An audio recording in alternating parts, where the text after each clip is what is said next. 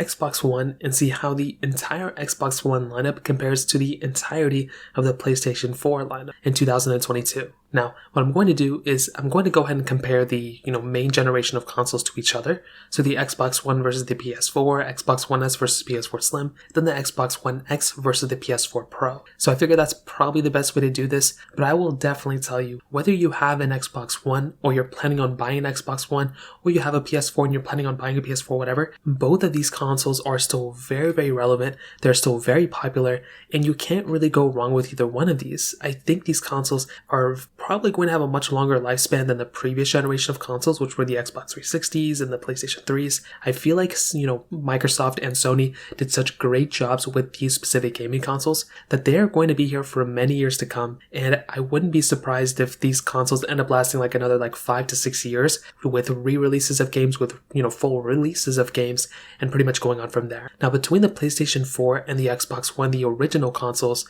I will definitely tell you, and I've been saying this for years, design-wise, I've always liked the PlayStation 4 a little bit more than the original Xbox One. I feel like the original Xbox One had a lot of power within it. It was a massive console, but because of that, I just kind of got a little bit more swayed to the original PlayStation 4 in terms of design. I will also say the Xbox One looked very similar to the Xbox 360e, and that was one thing that kind of threw me off. But the next generation of consoles after this kind of fixed a little bit of what I kind of had complaints with. Internally, they had a lot of the similar overlap that we still kind of see in this day and age. They had the same amount of storage for the base model, so you can go ahead and, kind of improve from there. Their price tags were roughly around the same, $399.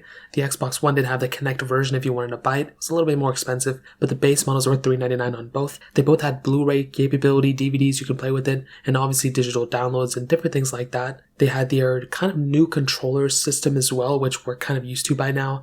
Many people swear by the Xbox One controller, saying it's the best one out of the two. I like the PlayStation 4 controller a lot, and I really don't have a preference over either one, to be honest. Now, on top of that, they both can output essentially up to, 1080p. There were some 4K capability, I think, with the PlayStation 4, but for the most part, a lot of these games were being outputted to 1080p on both. They both had a little bit of backwards compatibility for the most part as well. And definitely, I will say one of the cooler things about the Xbox One was the port selection. So they both had USB ports. The PlayStation 4 had 2 USB 3.0 ports. The Xbox One had 3 USB ports, Ethernet ports on both, HDMI ports, but the Xbox One had HDMI in and HDMI out, which was very cool. The PlayStation 4 series never really got those, which was very weird, but that was something that's really cool. You can plug in another console or another, system to your Xbox One and output it straight from one device. So it's almost like having an HDMI splitter inside of your console. And I've always liked that, and I still think that's really cool. The PlayStation 4, on the other hand, doesn't have that,